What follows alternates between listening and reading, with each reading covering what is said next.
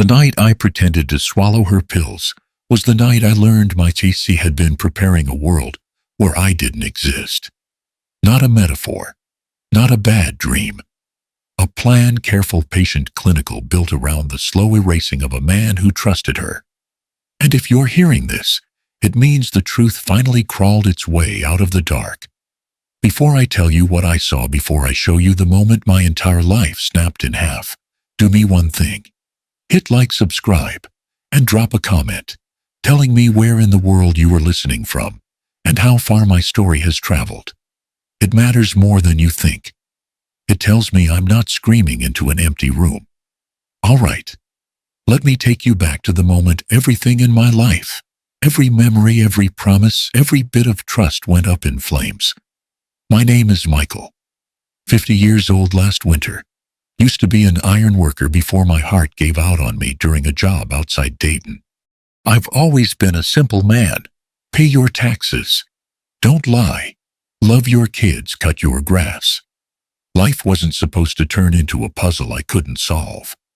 But when you start losing pieces of yourself, whole hours, whole conversations, you learn fast that even an old dog like me can get confused in his own house. I wish I could tell you this story is about a woman who changed overnight. But it didn't happen overnight. It happened slow.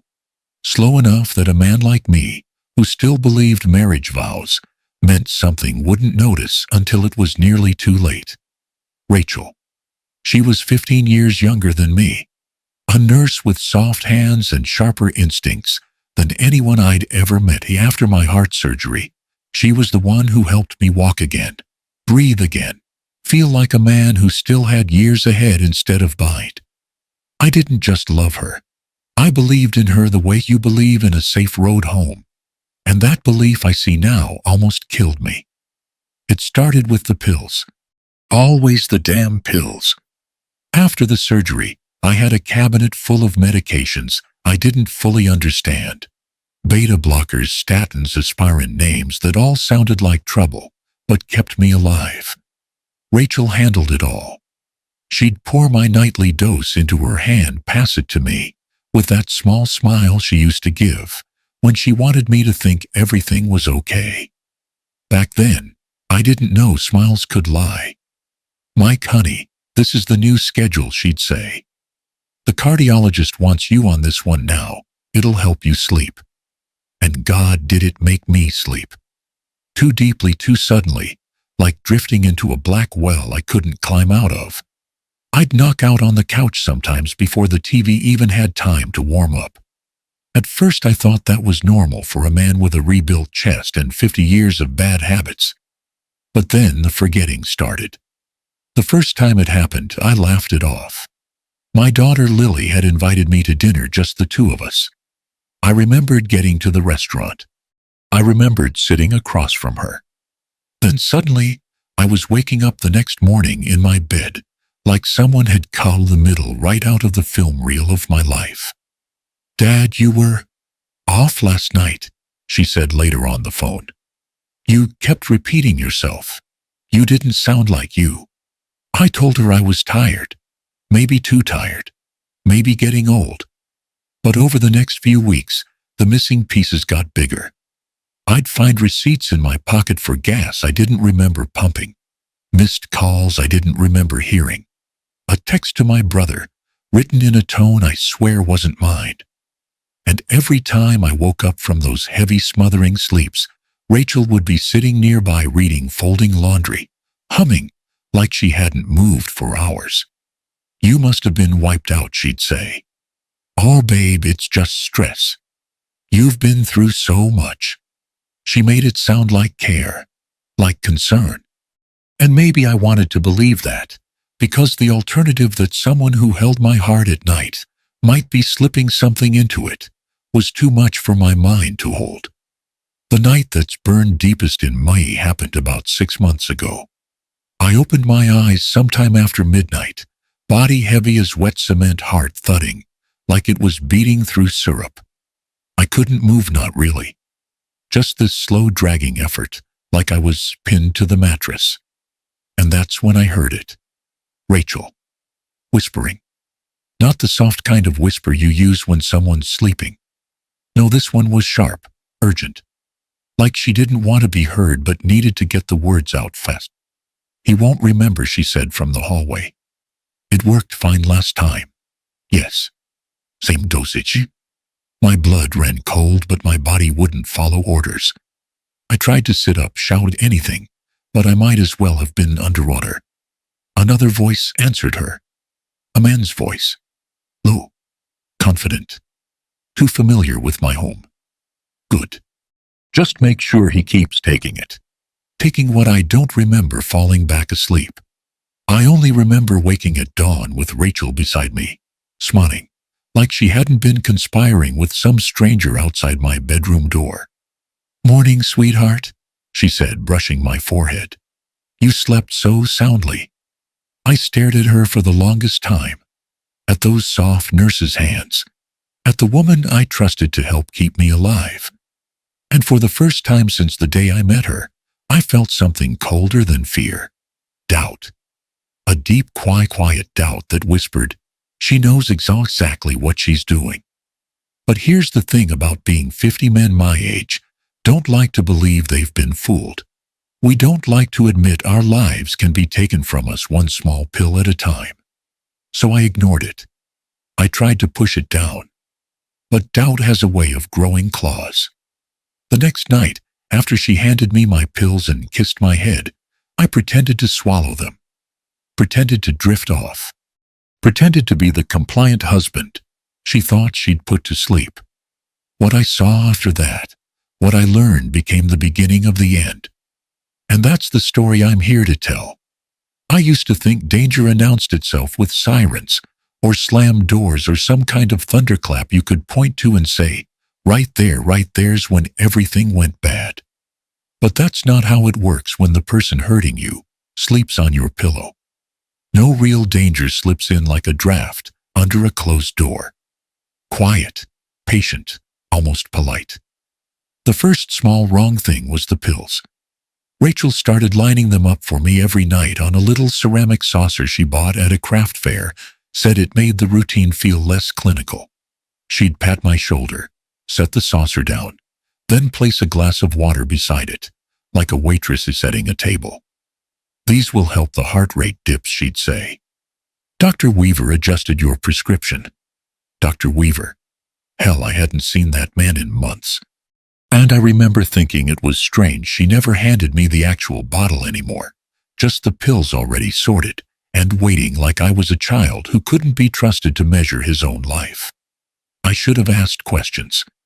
I didn't. Because Rachel had this way of saying things with confidence, steady, warm, almost rehearsed, like she was handing me facts instead of orders. But the mornings, that's where the truth started talking. Every sunrise felt like I'd run a marathon in my sleep. My bones ached. My head pulsed with this thick fog that clung to me until midday, sometimes longer. I'd wake up sweating like I'd spent the night, battling something inside myself. "Your heart's just adjusting," Rachel would say, brushing hair off my forehead with those soft nurse's fingers. "You're 50 now, babe." Things hit harder.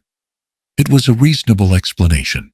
Reasonable enough that I ignored the tremor in my hands. Reasonable enough that I ignored the way my legs felt too heavy, like someone had stacked sandbags inside my muscles. Reasonable enough that I ignored the bruises. They showed up one at a time, yellowish marks blooming along my upper arms almost like fingerprints. I asked Rachel about the first one, holding my arm out under the kitchen light. "Honey, that's nothing," she said, leaning in with a little laugh. "You're a restless sleeper. You roll into the nightstand sometimes. I've slept in that same bed for 12 years, never once rolled into anything." But I nodded because nodding was easier than imagining something darker. The bruises kept coming. Some small, some bigger, some shaped in ways sleep shouldn't be capable of making. Rachel always had a reason, always calm, always dismissive, always convincing enough that I let her fold the truth back into a lie I could sleep on. But the worst moments weren't physical. It was the forgetting. One Thursday, my daughter Lily stopped by after work. She's 25, smart as hell, and sharper than me in ways I wish I'd noticed sooner. She brought takeout, opened the styrofoam boxes, talked about her new apartment. I nodded along, trying to be present, trying to ignore the heavy drag in my skull. Then she hesitated. "Dad, have you been feeling okay?" I shrugged. "Course."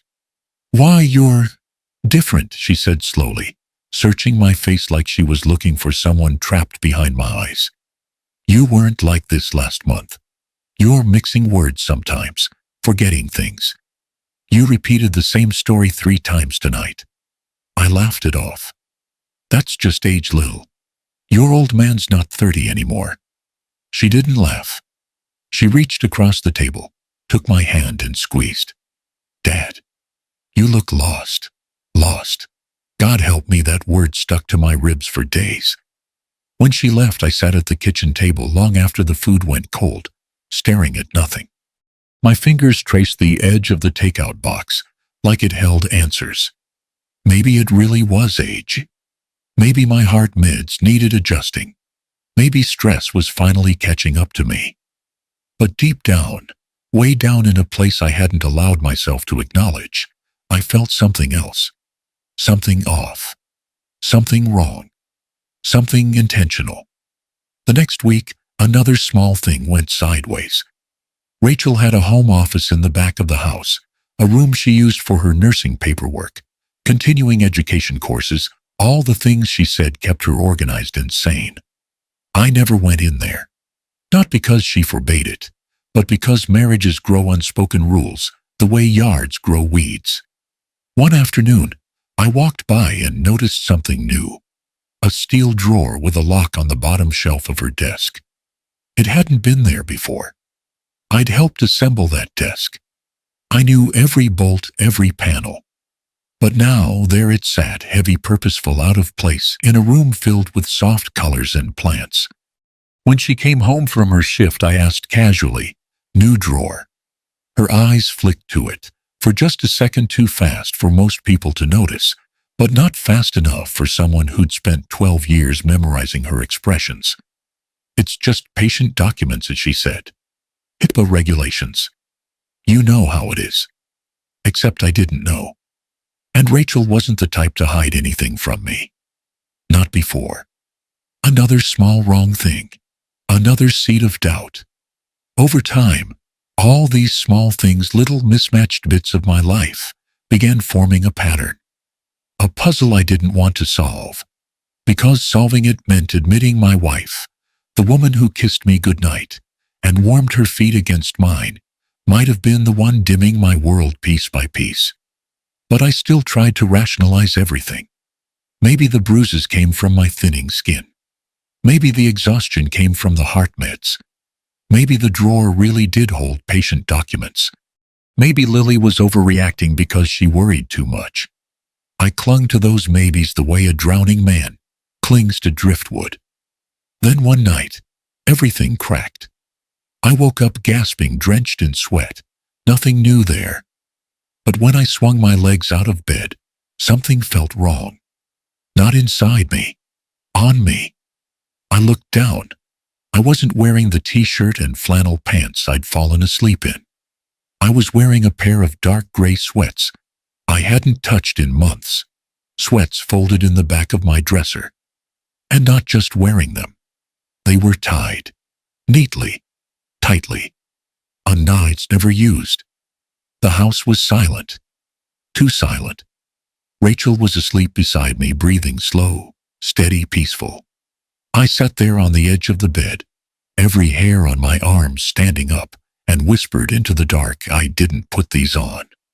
And for the first time, truly, fear didn't just visit me. It sat down beside me. I used to think the scariest sound in a house at night was a window rattling or footsteps on the stairs. Turns out, it's neither. It's a whisper. A whisper you were never meant to hear. That night, God, I remember it so clearly. I'd gone to bed heavier than usual. Not tired, heavy. like something thick had settled in my blood. I'd taken the pills Rachel left for me on the nightstand, or at least pretended to. I thought I spat them out clean. Thought I'd beaten whatever spell she'd been putting me under. But something was different that night. The room tilted. My tongue felt numb. My arms tingled like they weren't connected to me anymore. A minute later, everything went dark, not like sleep, but like my mind slipped through a trapdoor I didn't know existed. I don't know how long I was under. 15 minutes. Maybe an hour. But then, out of nowhere, I surfaced just enough to hear the world again. And that's when I heard her, Rachel, standing right outside our bedroom door. Her voice a thin, urgent thread. He won't remember anything. Same dosage. My eyes snapped open. Or at least I think they did. Everything was blurry at the edges, like I was looking at my own life through a frosted window. My first instinct was to sit up, but my body didn't move. Not an inch. My mind screamed the order. My limbs ignored it. I was trapped in my own skin, locked behind it, like a man paralyzed inside a waking nightmare. Then another voicemail, steady, too calm for the words he was saying. You're sure he signed the first set of papers? Rachel again, he thinks he did. He's been too foggy to question anything. Once the competency evaluation goes through, we can finish the transfer quietly. Transfer. That word didn't hit me all at once. It slid in slow, like poison finding the bloodstream. Transfer what? My pension, my life insurance, my house paid off with 30 years of busted knuckles and overtime shifts. The man's voice came again, lower this time. We need him compliant, Rachel. If he pushes back, the whole thing falls apart. Rachel whispered fast, like someone scared their secret was leaking into the walls. He won't push back. Not with the dosage I'm using. He barely remembers breakfast. He's getting worse every week. Every word was another blade. Worse. Every week. Dosage. Remember. I tried again to move. My fingers twitched. Just a flick, useless, but it was proof I wasn't dead. And in that half-conscious agony, I realized the truth. Rachel wasn't caring for me. She was managing me. Like a patient being sedated for a procedure he never agreed to. My chest went tight, not from the heart condition. From fear. Real fear. The kind that makes you realize you're not safe in your own bed. Then the man asked the question that made my stomach cave in. When does the new policy activate? Policy. Insurance. It all hit me at once, fast, bright, hard. My wife didn't need to hurt me physically. She just needed me. Incapacitated. Unable to contest. Unable to sign my name except where she wanted it. Unable to stay alive long enough to raise suspicion after the papers cleared. Rachel's voice trembled just a little. Soon. But I don't want it to look rushed. He needs to seem sicker first, like he's declining naturally. Declining naturally. Jesus. I wasn't sick. I wasn't declining. I was being drugged into a version of myself that made me easy to erase. The male voice shifted firmer. No loose ends, Rachel. If he starts noticing, he won't. She snapped. He's too tired to notice anything. My heart thudded so loud I thought they'd hear it through the door. But they didn't. Their footsteps shifted, moved away. First soft carpet, then the faint creak of the stairwell. And just like that, the house swallowed them. I lay there, frozen mind, blazing body, dead weight, trying to breathe through a fear I'd never felt before. The pills, the memory lapses, the bruises, the drawer with the lock, Lily saying I looked lost. It all lined up now. Too neatly to be coincidence. Rachel wasn't helping me recover from my surgery. She was building a case that I was slipping, mentally slow, cognitive decline, confusion, poor judgment, preparing for a court-appointed evaluation, setting the stage for guardianship. Once that she had guardianship, she'd control my bank accounts, my pension, my property. every decision I could legally make. A living man turned into a dependent. A dependent turned into a liability.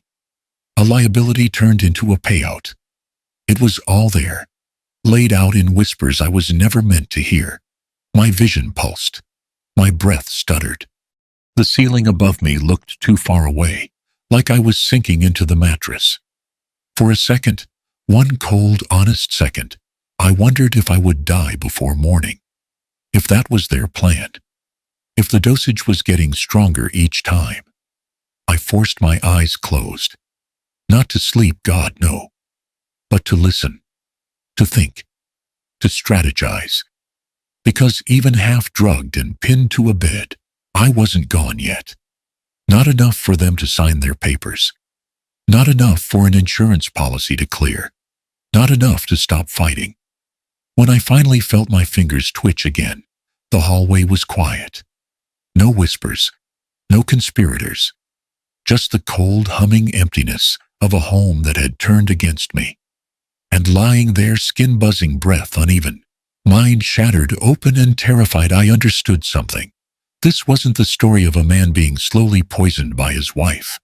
This was the story of a man being slowly prepared for removal, for replacement, for profit. And for the very first time, a thought slid into me like a knife. That was the first time I wondered if Rachel was waiting for me to die, or trying to help it along.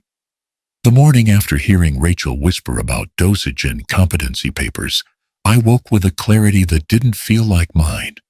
It felt borrowed from fear, from fury, from the raw animal instinct that tells a man he's being hunted in his own home. I sat at the edge of the bed for a long time, steadying my breath.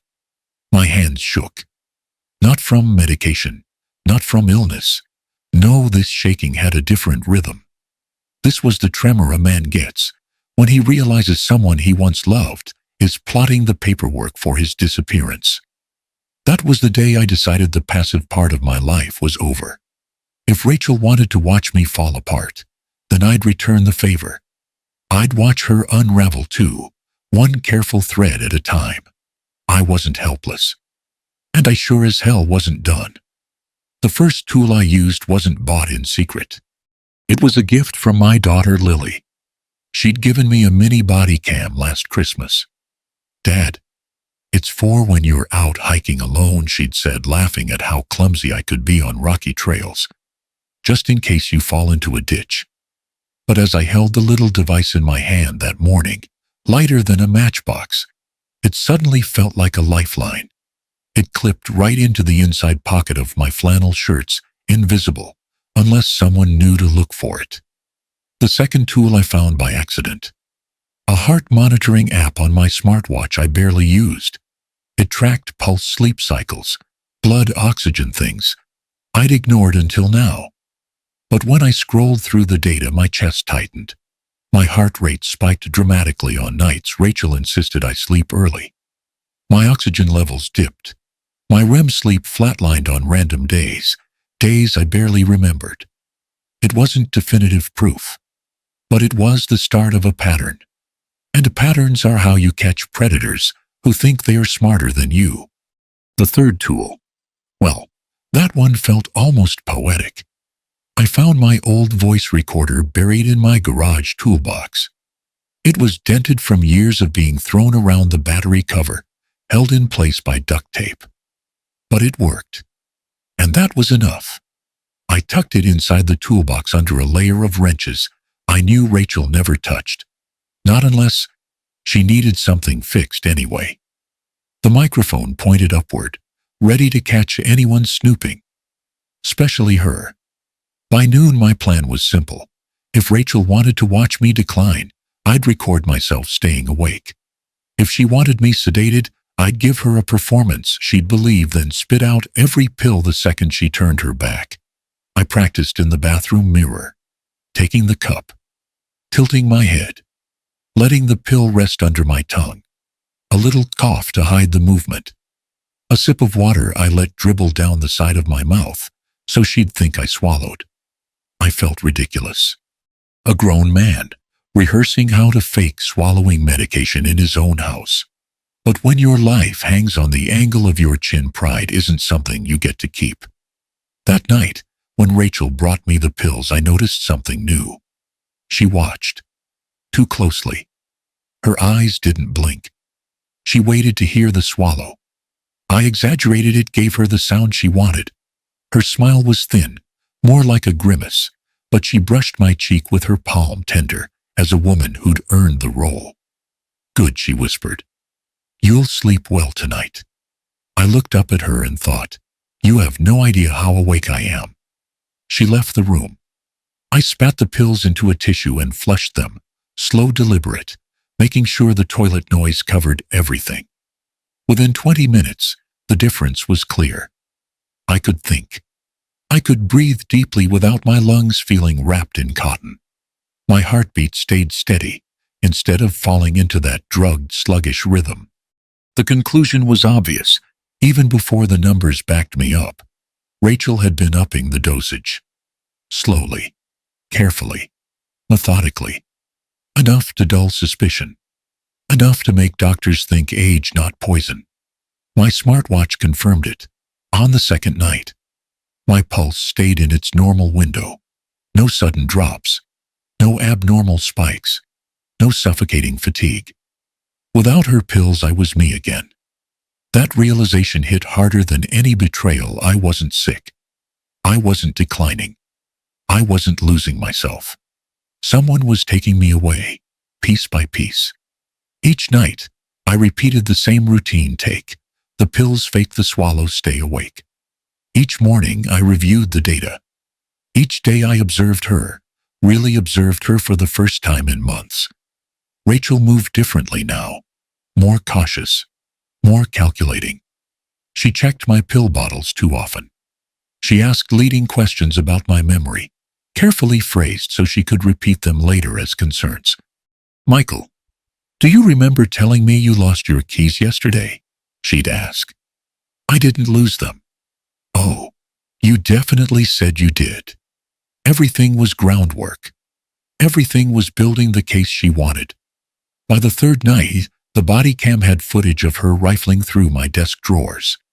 She pretended to clean, but she only touched documents, bank statements, my pension plan, the insurance binder I hadn't opened in years. The recorder inside the toolbox caught something worse. Her voice, soft, focused, intentional. "He's slower than last month. No, it's not guilt. He just doesn't notice things anymore. I'll adjust the bedtime dose tomorrow." That clip, that 30-second whisper, was a knife sliding between my ribs. On the fourth night, my hands were steady when I clipped the camera into my shirt. My breathing calm. For the first time, fear wasn't the thing guiding me. It was resolve. Rachel handed me the pills. I pretended to swallow. She left. I stayed awake. Hours passed. The house stayed silent. Too silent. Around 2:30 in the morning, the hallway creaked. My heart sprinted. My hands froze on top of the blanket. Someone walked into the room. Not Rachel. The step was heavier. Male. He leaned over me so close I could feel the warmth of his breath across my cheek. I didn't flinch. Didn't twitch. I let my body stay limp and unaware. He whispered, "He's out cold." And then, he reached for something on my nightstand.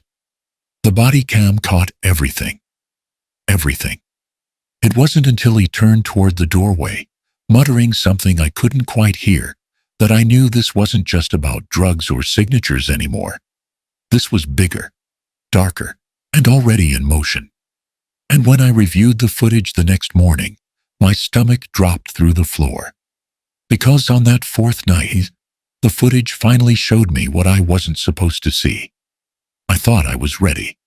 I thought, after hearing Rachel whisper in the hallway, after lying frozen in my own bed, while a stranger hovered over me after days of spitting out pills and watching her every move, I thought nothing could shock me anymore. I was wrong. What I saw on that fourth night's footage didn't just shake me. It hollowed me out. It broke something fundamental in me that I'm not sure will ever grow back right. I watched the recording alone in my workshop at 6:15 a.m., the sun barely brushing the tops of the pine trees out back. My coffee sat untouched. My hands were steady in that strange way hands get when your mind is anything but. The first few minutes were ordinary. My bedroom door, my own body lying still as a corpse. Then the man walked in, late 40s, maybe stocky, wearing a windbreaker and cheap loafers, like someone who works in offices he doesn't quite belong in. He bent over me, checked my pulse with 2 fingers, and nodded to himself. Then he left. The real nightmare walked in 10 minutes later. Rachel. Her hair tied back, her posture tight, her expression not worried or caring, but purposeful. Efficient. Like she was clocking in for a job. She didn't look at me. Not once. She moved around me the way a surgeon circles a table, focused only on the prosthesis, not the person. She wasn't there to check on me. She was there to make sure I stayed out. She walked over to my nightstand and opened the drawer. Inside, where I kept old birthday cards and glasses wipes, she took out a manila folder I'd never seen before. I paused the footage. My heart thumped. Once, twice, hard. I hit play. Rachel didn't hesitate. She opened the folder, scanned its contents, then tucked it under her arm and left the room. The body cam didn't follow her, of course, but I had another angle waiting for me. The basement camera. I clicked over to that feed timestamp, 2:47 a.m. The basement was dark, except for the overhead bulb she flicked on when she walked in. A second later, the man in the windbreaker appeared behind her. He carried a leather briefcase that looked too expensive for someone with shoes that cheap. Did he take the dose? The man asked. Yes, Rachel said, voice clipped. He'll be out for hours. I felt my jaw lock.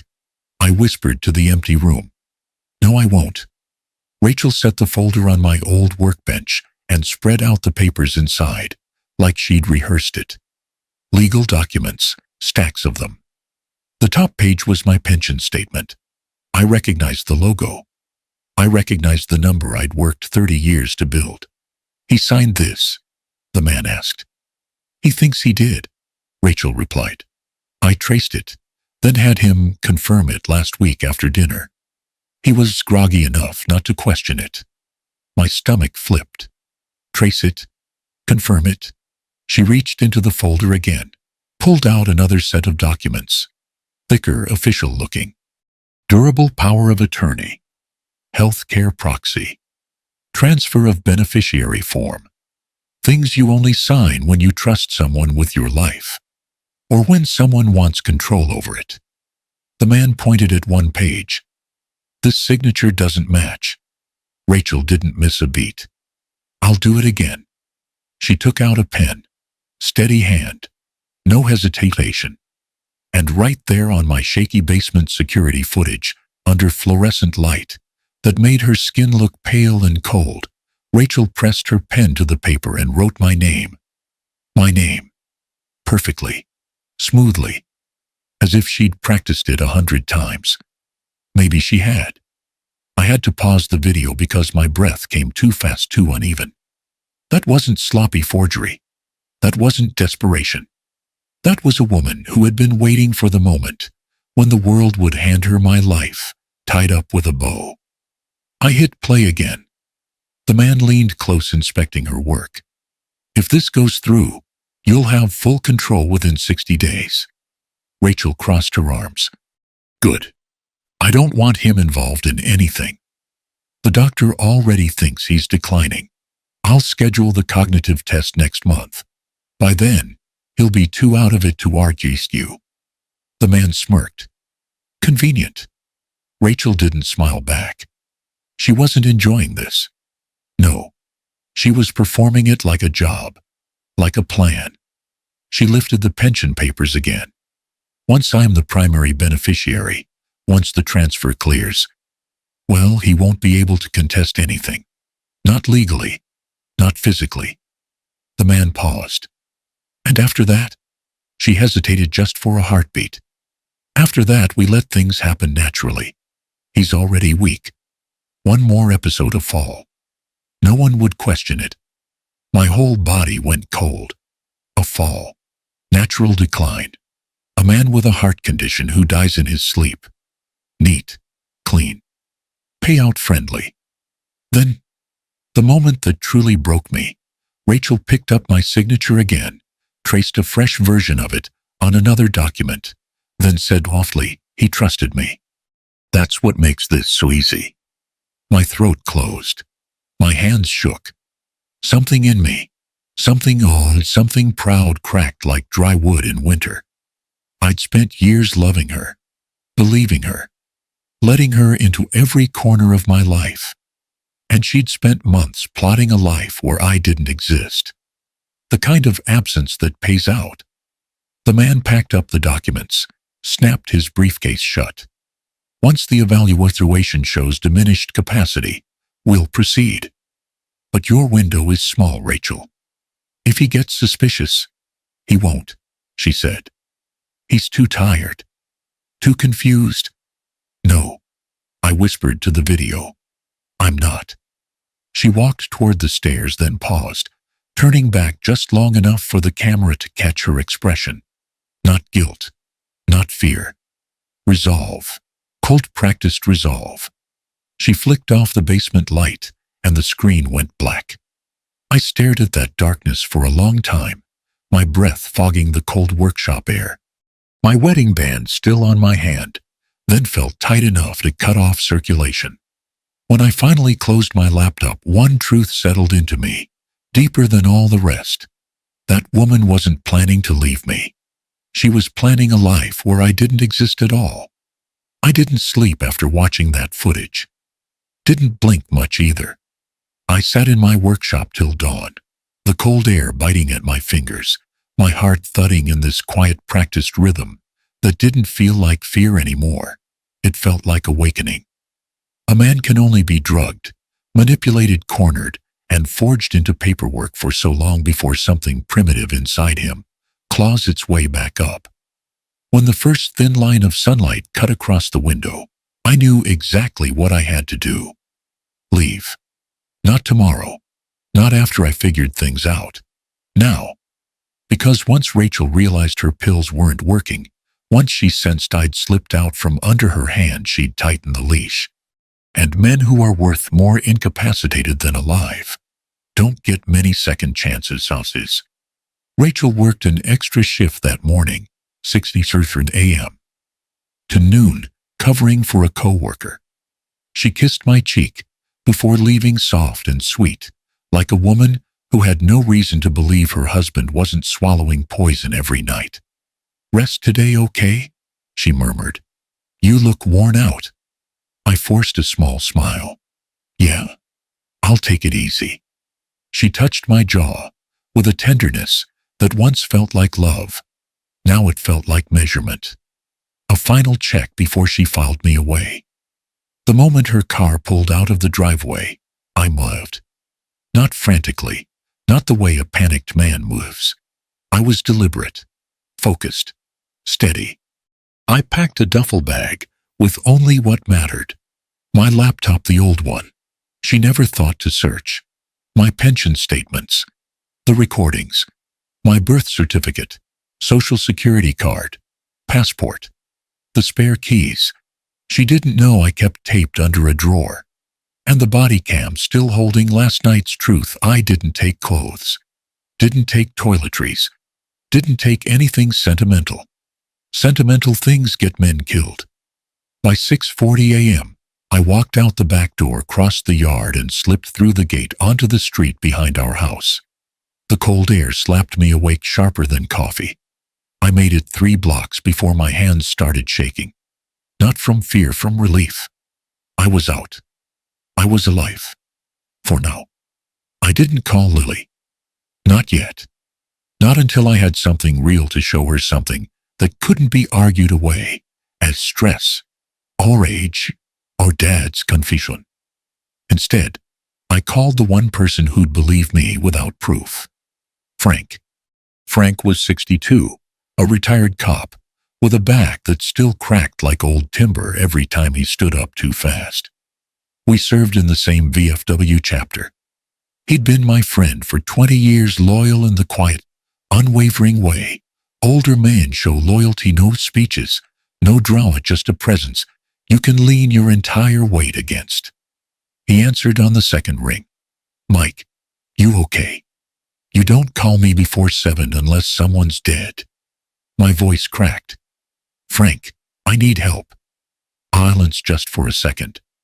Then his voice shifted into the tone I'd heard him use at accident scenes years ago. Controlled. Grounded. Ready. Where are you? Corner of Maple and Hillcrest. Stay there. Don't go home. Don't stop anywhere. Don't talk to anyone until I get you. Frank Michael. He cut in firm. You called me. For a reason. Listen to me. Stay put. 5 minutes later, his old Ford truck pulled up to the curb. I climbed in, closed the door, and only then exhaled. He looked over at me, eyes scanning me, the way cops scan scenes, quick, detailed, worried. Jesus, he muttered. You look like hell. You have no idea, I said. Then tell me. So I did. I told him everything quietly, because the truth felt too sharp to handle full volume. The pills, the fog, the locked drawer, the whispers in the hall, the footage of Rachel forging my signature while a stranger told her the window for my competency evaluation was closing. Frank didn't interrupt, didn't question, didn't doubt. When I finished, he let out a breath that sounded like it scraped his lungs. That's attempted financial incapacitation, he said slowly. Medical coercion. Fraud. IDC. Hell. It's damn near premeditated murder if what you're saying about the pills is right. I stared at my shaking hands. Frank. She was planning to erase me. He put the truck in drive. Then we're going to someone who knows how to stop that. We drove across town to a law office I'd never heard of. Gray brick building. No fancy signage, just a brass plaque that read, Henley and Marshall Elder and Estate Law. Frank walked in, like he owned the place. Is Caroline in? The receptionist blinked. Do you have an appointment? She'll want to see us, he said. Tell her Frank Whitaker's here. The woman disappeared into a back room. 30 seconds later, a door swung open, and a sharp-eyed woman in her 50s stepped out, the kind of person who looks like she can smell dishonesty before you open your mouth. Frank, she said. What's going on? You look tense. Frank nudged me forward. It's not about me, it's about him. And you're going to want to hear this. We sat in her office, bookshelves lined with binders, diplomas, and a framed quote, "The law protects those who protect themselves." I pulled out my laptop, opened the footage. Caroline watched the video, jaw tightening with every minute. When Rachel traced my signature, Caroline muttered under her breath, God Almighty. When the man talked about diminished capacity, she closed her eyes briefly, as if bracing herself. When the part about a fall played, she sat back in her chair, folded her hands, and stared at me differently, not like a client, but like a man in immediate danger. Michael, she said carefully, if you hadn't recorded this, you'd be in a hospital by next month. Maybe a nursing facility after that. And once she had guardianship, contesting anything would have been almost impossible. So she could have taken everything I asked. My voice felt small. Yes, Caroline said. Your house, your accounts, your pension, even decisions about your medical care. She could have declared you unfit. Legally. Permanently. I swallowed. Hard. And after that, Caroline looked at Frank before answering, as if deciding how much truth I could handle. After that, she said softly, your survival would depend entirely on her. The room went silent. Frank leaned forward, elbows on his knees, his voice low and steady. Mike, she wasn't just trying to control your life. He looked at me the way a man looks at a brother he's about to lose. She was setting you up for a slow death. People talk about justice like it's some thunderbolt, bright, loud, righteous. But in the real world, justice moves like an old freight train. Slow, heavy, relentless once it gets going. And God help the person standing on the tracks when it does. Caroline, the attorney, took over like she'd been waiting her whole life to sink her teeth into a case exactly like mine. She called in her investigator, a quiet man named Reed, who looked more like an accountant than someone capable of dismantling a criminal scheme with a clipboard and a phone call. Michael, she said that morning, if what you've recorded is accurate, and I believe it is, you're dealing with coordinated fraud, medical coercion, and attempted legal incapacitation. And that's just what we can see. Reed sat beside her, flipping open a notebook. We need 3 things fast: medical evidence, communication evidence, and physical evidence. Once we have those, we take it to a judge. I nodded, even though every part of me felt like a man standing on the edge of a cliff he didn't choose. Let's do it. My medical records were the first hammer to fall. Caroline walked me through requesting them from my primary doctor and the cardiologist I'd seen 6 months prior. Because Rachel was a nurse with access to health networks, I half feared she'd tampered with something, but the files came back clean. Clean. Except for one thing. The medication list. There in my chart, someone had annotated new sedatives, low-dose benzodiazepines, listed as patient-reported use, prescribed by partner's physician. A lie. I never reported them. No doctor ever prescribed them. And the pharmacy records showed no legitimate purchase. Reed pointed to the screen. This kind of entry is common in cases involving medical fraud, he said. Someone with access to health systems slips it in to make sedation look voluntary. Caroline crossed her arms. She needed a paper trail showing you were already declining. This is exactly that. Then came the smartwatch data: heart rate drops, oxygen dips, irregular sleep cycles. Reed matched timestamps with nights. Rachel insisted I rest early. He circled them with a red pen. Consistent with unauthorized sedative administration. My blood ran cold. She wasn't trying to surprise kill me. She was documenting the slow collapse. Next came the footage. We put the basement video on a large monitor, and watching Rachel forge my signature, this time in a law office, not alone in my workshop, felt like being forced to attend my own autopsy. Reed paused the video when the man mentioned competency evaluation. That's the key, he said. If she could legally establish diminished capacity, she could control everything: finances, medical decisions, end-of-life decisions. No one would question a spouse caring for a declining husband. Caroline leaned in. And when the life insurance pays out, no one would question the timing either. She clicked her pen. Speaking of insurance, Reed. He pulled out printed screenshots of emails.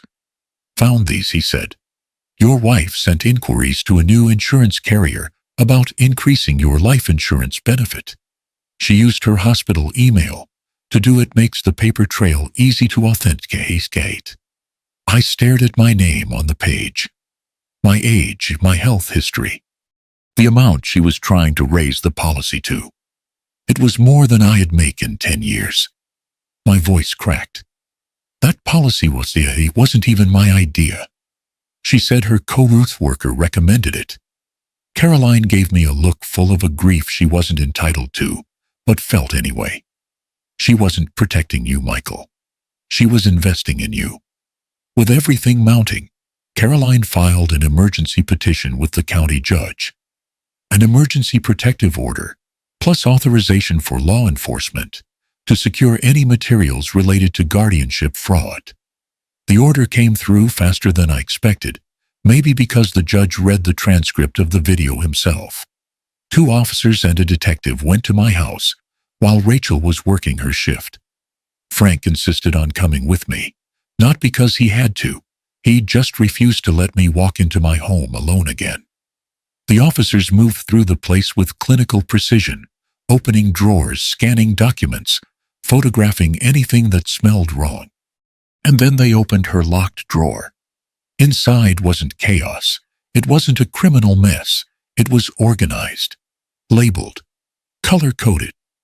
The kind of organization Rachel used for grocery lists and holiday decorations. Only now, she was organizing the end of my life. The detective lifted out the first folder.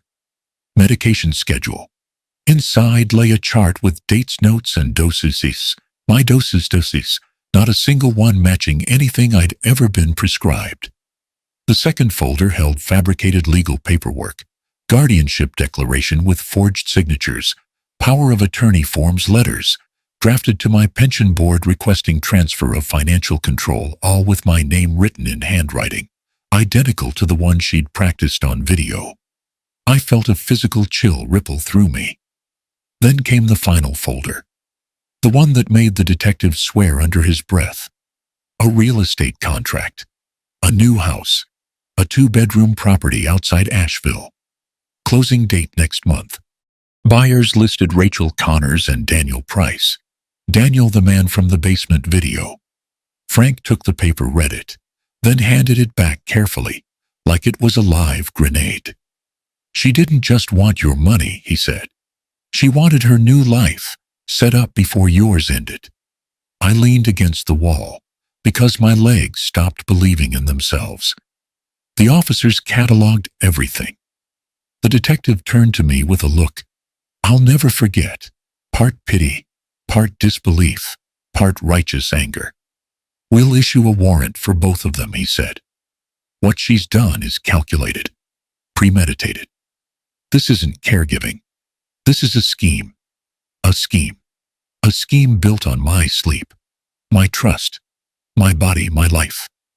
Frank put a hand on my shoulder, gentle in a way old men reserve only for brothers, soldiers, and those they see slipping through the cracks. Mike, he said quietly, she wasn't planning a future without you. He shook his head. She was planning a future built on you. The thing people never tell you about justice is that it costs you something, time, sleep, pieces of yourself you never get back. By the time I stepped into that courthouse for the first hearing, I felt older than 50. Older than Frank. Older than the judge, the attorneys, the wooden benches. Justice may move, yes, but it drags you with it month after month until you're raw and hollow from all the scraping. Rachel was arrested 2 weeks after the protective order. The man Daniel Price was picked up the same afternoon. I watched it all unfold from Caroline's office, through updates and phone calls.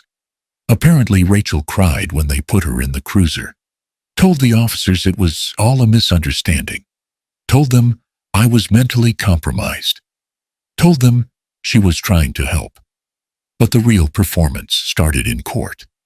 The prosecution laid out their case like a slow, steady buildup of storm clouds. Medical coercion, forgery, fraud, criminal conspiracy, unauthorized sedation of a vulnerable adult. I sat through every session, gripping the rail in front of me, the recordings in my mind like ghosts haunting the courtroom. Rachel came in, wearing soft colors, pale blue sweaters, and gentle makeup, as if helplessness could be painted on. She looked at the jury, with trembling lips and watery eyes. I remembered when those tears were mine to comfort. Now they were weapons. Her lawyer stood and declared Mrs. Connors was caring for a husband, suffering early onset cognitive decline. She acted out of fear, not malice. Fear. That word almost made me laugh. Fear doesn't forge signatures. Fear doesn't sedate a man for months. Fear doesn't buy a new house with another man while your husband's heart is barely beating through drugs. You slipped him. But Rachel stuck to the script. She cried on cue. She clutched tissues to her chest. She shook her head, as if the accusations were daggers being thrown at her. And when they played the basement footage, her forging my name, detailing my declining state, discussing how to make my death appear natural. She covered her face and sobbed. "I didn't know I was being recorded," she yelled. As if that was the crime. The jury saw right through her, but still every tear she shed scraped something out of me. Because I remembered the woman I married. I remembered the nights she rested her head on my chest, the way she smiled at me at barbecues, the way she held my hand in hospital rooms years ago, when my heart first faltered. I remembered loving her, and that made it hurt worse. The medical testimony was the nail in the coffin. A toxicologist explained the benzodiazepine levels in my system over a 6-month period, how the smartwatch data matched sedative interference, how the pills Rachel gave me contained doses that would cause conscience compliance, memory lapses. She was poisoning him slowly, the expert said. Plain, simple, brutal. Rachel shook her head hard, mouthing, "No, no, no," at the jury.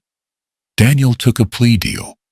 He admitted Rachel promised him money and a legal partnership, essentially a civil marriage, once I was declared mentally honest and my assets transferred. He couldn't look at me when he said it. Good. Some eyes don't deserve the dignity of meeting yours. Caroline handled my side of the battle with a kind of fire I'll forever be grateful for. But even as the evidence mounted, even as the prosecutor dismantled Rachel's lies piece by piece, I felt worse each day. Like justice wasn't lifting me up, it was exposing how broken the whole journey had made me. Then came the day I had to read my victim impact statement. The courtroom seemed too small. The air felt too heavy. Rachel sat just 10 feet from me, wrists cuffed, eyes red but sharp, with something I didn't recognize anymore. I walked to the podium slowly, Frank in the front row, like a sentry standing guard. My statement wasn't long. Didn't need to be. I looked at Rachel, really looked, and all I felt was a tired ache shaped like her. "Rachel," I said, my voice steadier than my hands, "I loved you. I built a life with you. I trusted you with parts of me no one else ever saw. And you used that trust like a tool. You made me doubt my own mind. You stole my sleep, my clarity, my dignity. You forged my name, as if my existence were just ink on paper. You planned a future that didn't include me, unless you needed a body to bury." Her chin trembled, but I didn't stop. I'm 50 years old. I've lived through war, heart surgery, layoffs, the kind of losses men don't talk about, unless they are drunk or dying. But nothing has cut into me the way your betrayal has. I swallowed hard. You didn't kill me, Rachel, but you took something from me I can't get back. The part of me that believed home was safe. The part that believed the woman beside me cared more about my heartbeat than my signature. My voice dropped. "I hope you never hurt anyone else the way you hurt me. I hope someday you understand what you did. But I don't hate you. I don't want revenge." Frank looked up sharply at that, but I kept going. "I just want my life back. The life you tried to write me out of." I stepped away. My legs almost buckled. Rachel didn't cry that time. She just looked empty. Like she finally realized the damage wasn't reversible, not by tears, not by excuses, not by the woman she used to be. The jury deliberated for 3 hours. Not long for a case with this much paper, this much poison, this much betrayal. When they filed back in, I couldn't breathe. The foreman stood. The judge asked the question.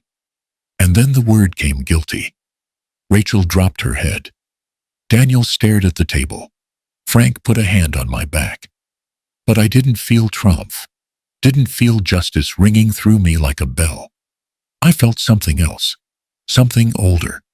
Something heavier. A long, quiet kind of grief. The kind that settles into your bones.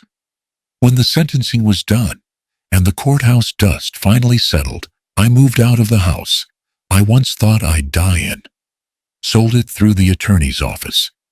I didn't pack much, just documents, my father's old watch, and the clothes that didn't remind me of sedation and locked drawers.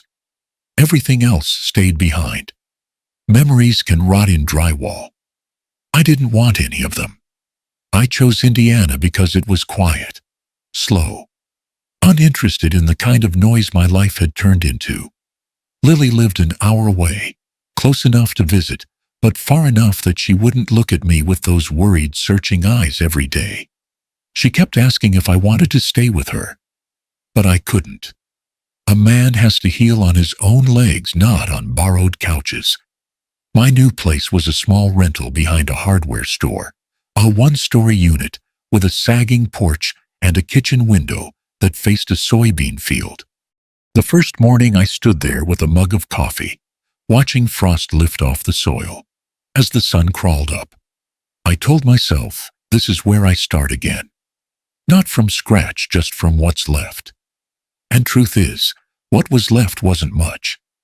PTSD wasn't something I ever imagined for myself. That word belonged to soldiers in documentaries, to people who'd seen things you don't put into words. But trauma doesn't care about definitions. It just settles into your gut and waits. The nightmares came first. Some nights, Rachel stood over me with a pen. Some nights I couldn't move, trapped under a weight that looked like sleep, but felt like death. The worst nights were the ones without faces, just the sensation of being watched, evaluated, erased. I'd wake up gasping, heart sprinting, hands clawing at sheets I'd chosen because they didn't look like the ones from Atlanta. The second problem was pills. Any pill, even vitamins. I'd stare at them in my palm, my throat tightening like I was 15 seconds from poison again. My therapist, Dr. Harper, an older woman with gray hair and a voice like warm gravel, told me this was expected. Your body remembers fear faster than it remembers safety, she said. That's normal. Normal. Funny word for something that made me shake like a kid left outside in winter. The first time I had a panic attack over a simple ibuprofen, I called Frank without thinking. Didn't even know I'd dialed him until he answered. You breathing, Mike? He asked before I could speak. Trying, I said. He showed up 40 minutes later, groceries in hand, wearing that old brown jacket that made him look like he belonged to another decade. He didn't tell me to calm down, didn't lecture me about logic. He just sat beside me on the couch, elbows on his knees, breathing slow and steady until mine fell in sync with his. Sometimes that's all a man needs, someone breathing beside him, to remind him he's still here. Frank never asked for details, never poked where I wasn't ready. He just kept showing up. A steady knock at the door every few days. 2 coffees. No questions. A friend like that is a rare thing. You don't earn it. You just get lucky. About 4 months into my new life, I started reading again. At first it was just newspapers, then magazines from the library's free bin. The librarian, Mrs. O'Donnell, was the kind of woman who could run a city with a stapler and a raised eyebrow. She recommended books, like she was prescribing medicine. One afternoon, she pointed me toward a woman sitting at a corner table near the large window. That's Eleanor, she said quietly. You two might get along. You both spend more time reading than talking, and frankly, that's a good place to start. I almost ignored the suggestion, but loneliness has a slow pull, like gravity. Eleanor looked up, when I approached, silver hair, sweater, the kind of calm presence that didn't push or prestigiate. She was 55, widowed 5 years, used to quiet routines, and her hands folded neatly around a paperback thriller.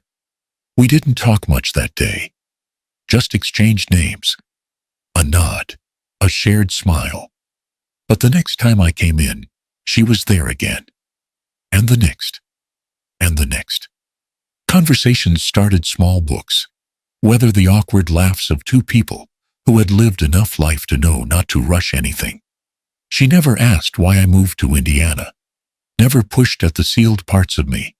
She just let me sit with her, sometimes 2 cups of tea on a table between us, silence without weight. One afternoon she said, "Some people heal loudly. Others repair themselves in quiet corners." I asked which one she thought I was. She smiled softly. "A quiet corner type, I think." She wasn't wrong. Whatever was happening between us wasn't romance. Not yet. Maybe never. It was something gentler, companionship without obligation. 2 people walking beside each other, not leaning, not pushing. And God, I needed that. Something that didn't take anything from me except time. By month 7, my panic attacks had dropped from weekly to monthly. I'd begun trusting mornings again. I'd learned I could swallow pills if someone I trusted sat in the room. Frank usually did that. Sometimes Lily, when she visited, would squeeze my hand and say, "Dad, you're okay. I'm right here." I'd started cooking again, laughing a little, leaving the porch light on, not because I feared the dark, but because it felt like a promise to myself, "You're still living. Don't forget that." For the first time in a long time, I felt like the nightmare was behind me, not erased, never erased but contained. Like a chapter I didn't have to reread. Then on a Wednesday morning in early fall, a white envelope showed up in my mailbox. State of Georgia, Office of Criminal Review. My heart stuttered. My fingers went numb. I tore it open with a dread I hadn't felt in months. The letter inside was crisp, official, and cold as metal. "This notice serves to inform you that new evidence has been submitted regarding the Connors case. You may be required to appear for further review." Just like that, the air in my lungs vanished. The past I had buried under Indiana soil had clawed its way back up. And just when I thought the past was buried, a letter from the state arrived, reopening a part of the nightmare I'd tried to leave behind. The letter sat on my kitchen table for 2 days before I had the stomach to open it again. Each time I walked past it, something in me tightened, a small old reflex, the kind you pick up when you've lived too long beside danger. On the 3rd morning, just after sunrise, I poured myself a cup of coffee and sat down in front of it, like it was a test I'd been avoiding. The notice was blunt, bureaucratic, and cold in that way official language always is.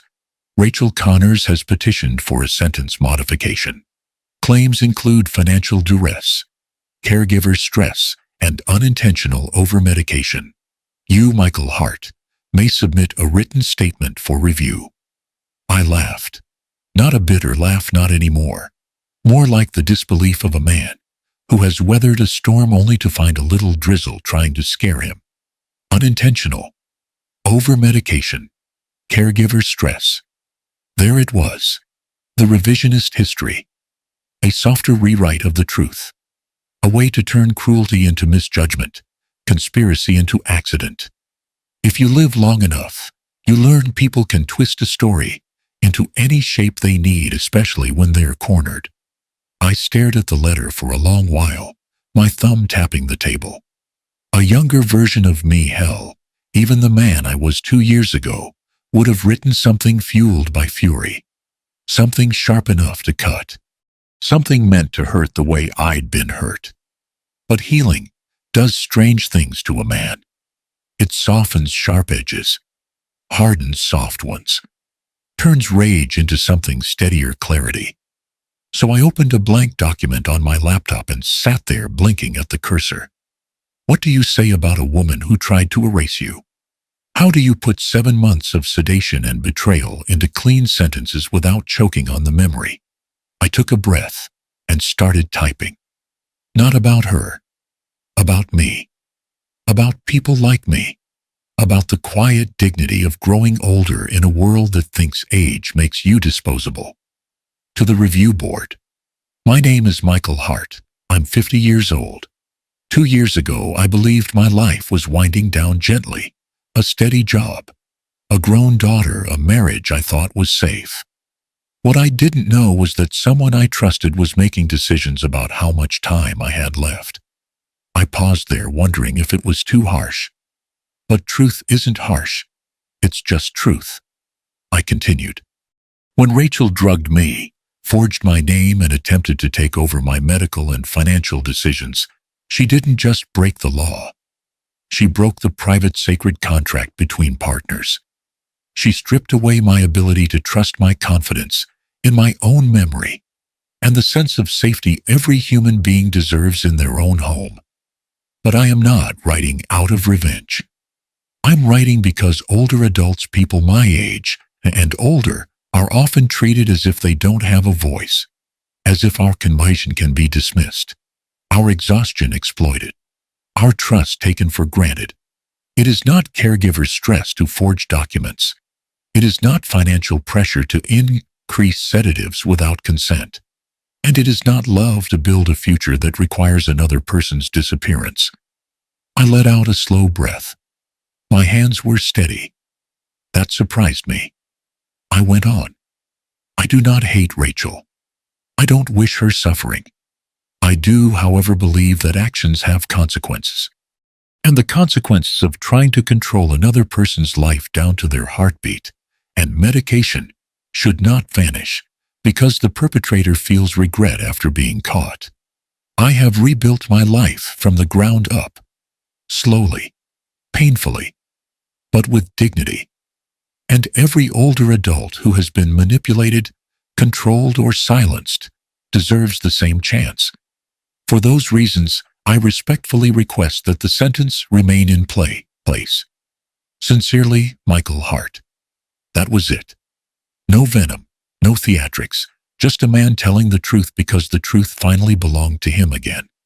When I printed the letter, I felt something loosen in my chest, something that had been clenched since the day I first woke up, with a foggy mind and a bruised arm, and no reason why.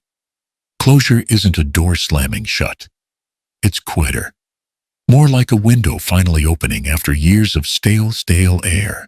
I mailed the letter the next morning, then walked to the small park by my place. Kids were playing on the swings. An older couple walked a dog that looked almost as tired as they did. Life was happening, messy, ordinary, beautiful in its own stubborn way. Eleanor joined me on a bench a few minutes later. She didn't ask about the letter. She never asked before I was ready. She just sat beside me, hands tucked into her coat pockets, breathing in the cold. Feels like winter's coming early, she said. Yeah, I murmured. But I think I'm ready for it. She nudged my shoulder gently. A small gesture, but grounding. You look lighter, she said. Maybe I am. Closure. Something like that. She smiled. Good. You deserve that. I watched a little boy try to climb the slide backward, laughing every time he slipped. I used to think starting over at 50 was a kind of failure, I said quietly. Like I'd missed my shot. And now, she asked. Now I think starting over at 50 is just starting over. Nothing more, nothing less. She nodded, approving. New chapters don't check your birth certificate, Michael. I chuckled. Yeah, guess not. For a moment, the world felt still. Peaceful. Like the kind of life I never thought I'd get back. Rachel took time from me, years I'll never recover, pieces of myself I'm still putting back together. But she didn't take the man I am. Didn't take the strength I didn't know I had. Didn't take the simple, stubborn will to keep going. And as I sat there watching families move through their day, I realized exactly how I wanted to end my story. One not about bitterness, but about survival. So here it is. She took years from me, but not the man I. And if you're listening to this, and you've been hurt in your own hear me. You can stand back up. At 50, at 60, at 80. You can start again. If you've stayed with me through all of this, thank you. I know it wasn't an easy story to hear. It wasn't an easy one to live either. But if my journey, the fear, the rebuilding, the long, slow climb back into myself, if any of that spoke to you, then don't let it end here. Hit like, subscribe, and share this video with someone who might need a reminder that they're not done yet. Not at 50, not at 70, not ever. And if you're over 50 or just walking through something heavy, drop a comment telling me where you're watching from. I read every single one. It reminds me that none of us are fighting alone, even when it feels that way. Take care of yourselves. Trust your instincts. And remember, you deserve safety, respect, and a life that's still yours to live.